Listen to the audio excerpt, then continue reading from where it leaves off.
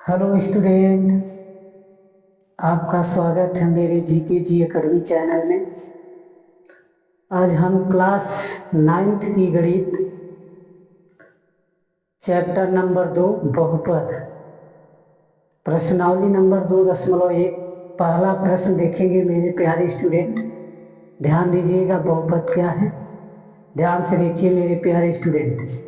देखिए दिया है प्रश्न नंबर 1 में, निम्नलिखित व्यंजकों में कौन कौन एक चर में बहुपद है और कौन कौन नहीं। कारण सहित आप उत्तर दीजिए।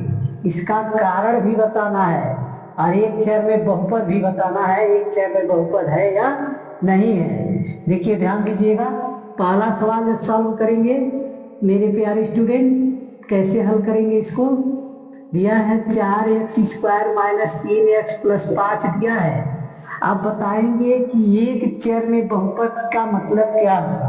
एक चर बहुपद में मतलब ये हुआ, यदि यहाँ x है तो यहाँ भी x होना चाहिए, ये नहीं यहाँ x दिया तो यहाँ y है, y हो जाएगा तो बहुपद एक चर में बहुपद नहीं माना जाएगा। एक चर बहुपद मानना है तो दोनों क्या चर संख्या एक ही होना चाहिए, घात बेशक अलग अलग हो, तब आप लिख सकते हैं कि एक चर में बहुपद है। इसे क्या लिखेंगे, यह हल करेंगे तो इसको कैसे लिखेंगे। यह एक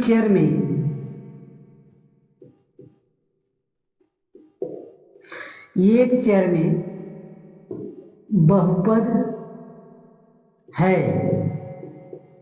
अब कारण भी बताना है, कारण सहित उत्तर दीजिए। अनेक चर में बहुपद है, समझ गए कैसे है, क्योंकि यहाँ भी x है यहाँ भी x है, घात से नहीं मतलब आपको। ये पूछा है कि एक चर में बहुपद होना चाहिए, तो कारण क्या लिखेंगे, क्योंकि ठीक ना, चर में x की सभी घातें पूर्ण संख्या है। समझ आ गया मेरे प्यारे बच्चे। आप दूसरा क्वेश्चन देखेंगे। दूसरा क्वेश्चन में देखिए क्या है। दूसरा क्वेश्चन दिया है y² प्लस करड़ी में 2 दिया है, तो ये बताइए है या नहीं है। ये भी है, लेकिन देखिए एक ही है ना, एक ही चर संख्या है, तो भी है, तो यहाँ लिखेंगे यह एक चर में बहुपद है, क्योंकि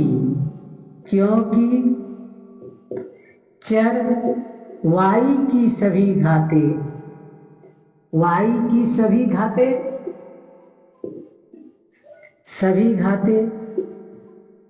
पूर्ण संख्या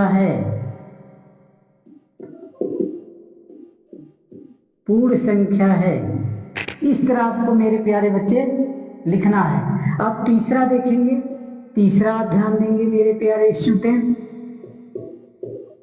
तीसरा क्या दिया है, 3√t प्लस t√2। अब इसमें देखिए एक चर में बहुपद है नहीं है, क्योंकि घात अलग अलग नहीं है। ये अंडर रूट में दिया है, ये अंडर रूट के बाहर दिया है। अंडर रूट का मान 1/2 होता है, तब इसमें कैसे लिखेंगे, यानी यह एक चर में बहुपद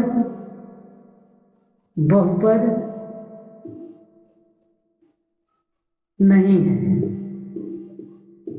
कारण बताइए, क्योंकि चर t का सभी घातें पूर्ण संख्या नहीं है। अब देखिए मेरे प्यारे बच्चे, चौथा क्वेश्चन देखेंगे कैसे हल होगा। चौथा भी आप इस तरह हल करेंगे। इसमें देखिए y दिया है प्लस 2/y दिया है। मान लीजिए y का मल्टीप्लाई इसमें करेंगे तो यहाँ y होगा, अब प्लस क्या होगा, अब यहाँ 2 गुणे y तो -1 हो जाएगा, जब बटा तोड़ के ऊपर जाएगा तो इनवर्स में लिखा जाता है, तो यहाँ भी आप लिख सकते हैं कि यह एक चर में बहुपद नहीं है, बहुपद नहीं है, क्योंकि चर y का सभी घाते पूर्ण संख्या नहीं है। इस तरह आपको लिखना है, क्योंकि पूर्ण संख्या नहीं है। अब इसमें क्या करेंगे मेरे प्यारे बच्चे, अब ये देखेंगे लास्ट वाला क्वेश्चन, ये देखिए क्या है, बहुपद है, ये भी बहुपद नहीं है, क्योंकि एक चर में मान नहीं दिया है, ये 3 चर में दिया है। 3 चर क्या है, x है, y है, t है। तो यहाँ देखिए x की घात 10 है प्लस y की घात 3 है, t की घात 50 है। तो ये लिखेंगे यह एक चर में बहुपद नहीं है, क्योंकि चर x, y, t का सभी घाते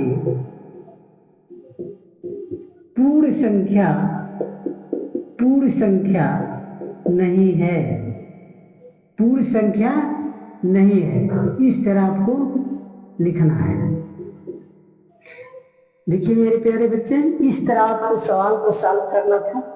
एक बार ध्यान दे दीजिए, आप लोग कॉपी पर नोट कर लीजिए, नहीं नोट करना है तो कोई बात नहीं, इस वीडियो को बार बार देखिए, समझ आ जाएगा। आप प्रश्न नंबर 2 देखते हैं मेरे प्यारे स्टूडेंट। प्रश्न नंबर 2 देखेंगे मेरे प्यारे बच्चे, ध्यान देंगे। दिया निम्नलिखित में से प्रत्येक में x स्क्वायर का गुणांक लिखिए। तो पहला सवाल है x स्क्वायर का गुणांक कैसे लिखा जाएगा, ध्यान देंगे। पहला सवाल हम सॉल्व कर रहे हैं, ध्यान देंगे। 2 + x स्क्वायर प्लस x दिया है, तो इसका x स्क्वायर का गुणांक क्या है, जिसपे x स्क्वायर रहेगा उसी को गुणांक लिखना है। तो यहाँ x स्क्वायर का क्या लिखेंगे, गुणांक। ये आपका राइट आंसर है। अब प्रश्न नंबर 2 में आप कैसे इसको हल करेंगे, देखिए ध्यान से। 2 - x स्क्वायर प्लस x पर 3 दिया है, तो यहाँ -x स्क्वायर का गुणांक लिखेंगे प्यारे स्टूडेंट। अब तीसरा कैसे हल करना, तीसरा देखिए ध्यान देंगे, यहाँ हल कर दे रहे हैं। इसमें x स्क्वायर का गुणांक क्या है मेरे प्यारे बच्चे, ध्यान देंगे। π/2 दिया है, x स्क्वायर प्लस x दिया है, इसमें क्या लिखेंगे, π/2 x स्क्वायर का गुणांक। यही आपका राइट आंसर है। और चौथा कैसे हल करेंगे, ध्यान देंगे। √2x - 1 दिया है, तो इसका x स्क्वायर का गुणांक तो दिया नहीं है, तो इसमें क्या लिख सकते हैं आप, शून्य गुणांक। क्या लिख सकते हैं, शून्य गुणांक। ये आपका राइट आंसर है मेरे प्यारे। प्रश्न नंबर 3 देखेंगे प्यारे बच्चे। दिया 35 घात के द्विपद का और 100 घात के एक पदी का एक उदाहरण दीजिए। मेरे प्यारे स्टूडेंट ध्यान देंगे कैसे इसे सॉल्व करेंगे। क्वेश्चन क्या है, 35 घात के द्विपद का और 100 घात के एक पदी का उदाहरण दीजिए। देखिए कैसे हल करेंगे, ध्यान देंगे प्यारे बच्चे। आप जो 35 घात के 2 पद है तो 2 पद में लिखना है। जैसे मान लीजिए हम लिख दिए 2x पर 35 की घात प्लस 2 लिख दिए, ये आपका यानी 2 पदी हो गया। अब 100 का कैसे लिख लेंगे, तो इसका यानी घात क्या माना जाएगा, 35 माना जाएगा। फिर दिया 100 घात के एक पदी, तो एक पद में लिखना है, तो ऐसे y लिख करके 100 घात कर दीजिए, एक पदी हो गया। समझ आया ना, इस तरह आपको हल करना है। ये आपका 2 पदी हो गया। ये आपका राइट आंसर है मेरे प्यारे स्टूडेंट। उम्मीद करते हैं कि आप लोग ये तीनों क्वेश्चन समझ गए होंगे। मेरे वीडियो को सब्सक्राइब, लाइक, शेयर, कमेंट जरूर कीजिए मेरे प्यारे बच्चे। इसे अध्ययन कीजिए, ध्यान से पढ़िए। धन्यवाद।